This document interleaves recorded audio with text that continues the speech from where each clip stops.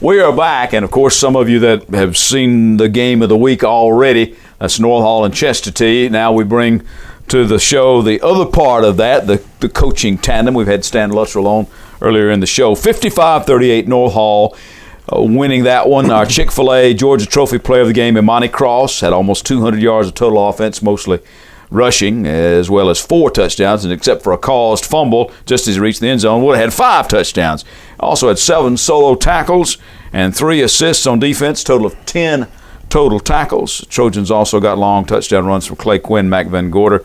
Van Gorder also had 11 total tackles, and Randy Olds and Shane Doster capped the scoring with a 12-yard run and a 2-point conversion. He also was 5 for 7, kicking extra points. As I said, we bring the other coaching part of that to the show now, Bob Christmas. And Bob, man, it was a shootout.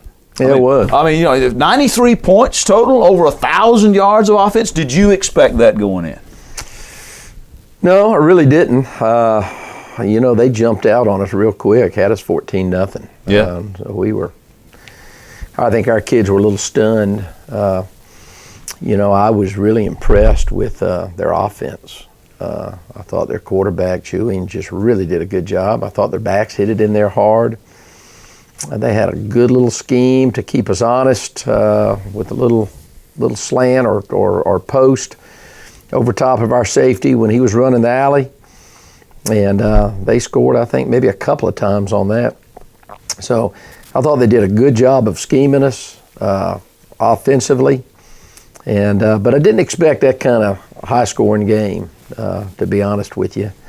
But it felt like we had to just outscore them. Yeah. Well, and you wound up doing just that. Yeah. They kept chipping away, and finally, and then they kept coming back on you. It was a 2-point game for most of the night. Yep, sure was.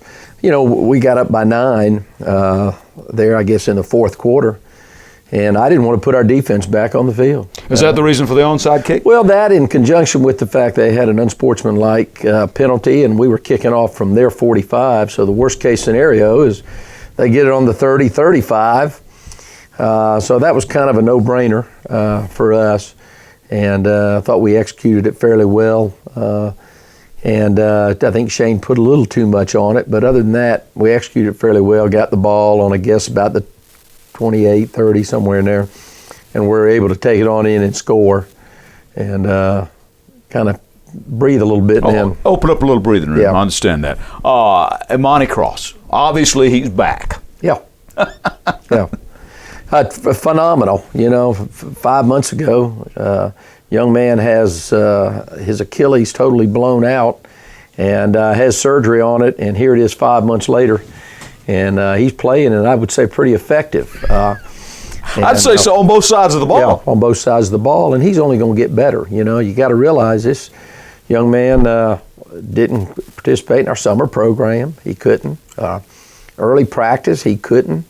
It wasn't but about 3 weeks ago when we started letting him put the pads on and practicing. So he's going to get better each week, and we just hope down the stretch that he is still healthy, and I'm confident he will be, and really running like he's capable of running. I was thoroughly impressed, especially that first run that he had, the burst of speed he showed when he turned the corner. And but he had a good day, as well as did Clay Quinn. Clay Quinn had a great day. Randy Olson had a great day. I thought that was one of Randy's better games. Mac Van Gorder typically, ran hard. They were trying to take the trap away from us, so he didn't run it much. But when he did, he was very effective. And, of course, he's another two-way player for you. Plays well on defense. Another two-way player. I thought Candler Coker, we asked him to run it a couple of times. One on a little quarterback draw, and the other time on the bootleg. He pulled it down on a critical, I think it was 3rd and about 8 situation, and he saw he could pick the 8 yards up, so instead of throwing it, he pulled it down, and I thought showed some great skills running the football. Well, now you come home to White County, and they're pretty good this year. I saw where they held off Lumpkin 21-14. Yeah, White County's an excellent football team. Defensive side of the ball, they've always played outstanding football. Offensively this year, they seem to have it in gear. Seagraves is running their offense very well. The option part of it, the quarterback keeps, the ISOs, quarterback ISOs, and then of course they got Ashley Lowry. who is as good a running back as there is in this area. All right. Work cut out for you. Absolutely. Bob, good luck to you. Thank you. Appreciate it here. All right. Turning to other football, East Hall won its sub-region opener 42-26 at Rabun County. Jamon Witt rushed for 4 touchdowns as the Vikes racked up around 500 yards on the ground. Zach Groover and Austin Mahaffey also scored for the Vikings, while Sterling Bailey had a fine night on defense. In fact, had a number of tackles for a loss, says his coach Brian Gray, whose Vikes will host Union County next. Union fell to Banks County 27-0. By the way, quite an honor for East Hall's big defensive end Sterling Bailey. Last week, Sterling was officially invited to play in the Army's All-American Bowl. Now, published reports say that's a first for any Hall County player. He's a verbal commitment to the University of Georgia, by the way. And as we told you a few months back, other local nominees for that Army game included Flowery Branch quarterback Austin Brown and kicker Will Mundy, as well as Gainesville linebacker and sometimes running back A.J. Johnson. West Hall quarterback Shunquez Stevens hurt the wrist on his throwing arm last week, so Friday night, freshman Chandler Newton stepped in at QB and threw for 293 yards and 3 touchdowns as the Spartans beat Walnut Grove 48-10.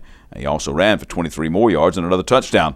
One of those touchdown tosses was to Stevens, who maybe couldn't throw, but he could catch, totaling 79 yards and the score on the night, but he did re-injure the wrist in the game. Dre Pooh had 3 touchdown runs and caught another. Brandon Fuqua caught the other touchdown pass for the Spartans, who had almost 500 yards of offense.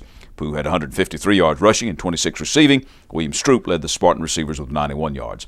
Note to Gainesville coach Bruce Miller. Now, Bruce, the Red Elephants missed you in their hearts last Friday as you had to sit out that game, but they didn't miss you on the field. The Crimson Herd stampeded Johnson 62-20. Quarterback Deshaun Watson had 2 touchdown runs and 2 touchdown passes in the first quarter alone. The second quarter belonged to Ray Thomas, who took over with a 70-yard touchdown run and a sideline tight-roping 46-yard pass from Stephen Mason. Devin Pierce scored on a 55-yard scamper for the Elephants in the opening moments of the second half. The Elephants' defense held the Knights to 26 yards rushing in the first half, forced 4 turnovers in the first quarter. Fred Payne had 3 first-half interceptions. Now, on the Johnson side, quarterback Luke Gilliland did have 2 second-half touchdowns for the Knights. Cedric Harris, who had 109 yards running the ball, had a 40-yard scoring run for Johnson, who will host West Hall in the Battle of Oakwood this Friday. Gainesville will travel to Oconee County, who lost to Monroe area 28-7. Well, Riverside lost a tough one as Social Circle overcame a 19-8 halftime deficit to beat the Eagles 22-19. Darvin Dukes had a 60-yard touchdown on offense and 10 tackles on defense for the Eagles. Mason Pope also had 10 stops for Riverside, and Victor Salcido hit field goals of 50 and 32 yards. Well, things get no easier for RMA. The Cadets will have to travel to Commerce next. The Tigers seem to have found their stride in what has been announced as veteran coach Steve Savage's final season. Commerce beat Athens Christian 28-7 last Friday. Well, we're going to go play with some iron when we come back.